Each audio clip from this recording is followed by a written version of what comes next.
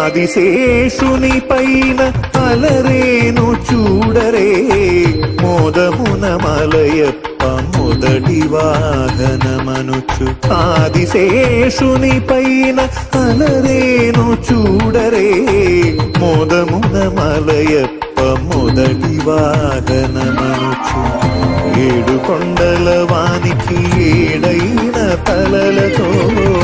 ఏడు కొండల వానికి ఏడైన తలలతో ఈడులేని బంగారు మేనితో మెరసేటి ఈడులేని బంగారు మేనితో మెరసేటి ఆదిశే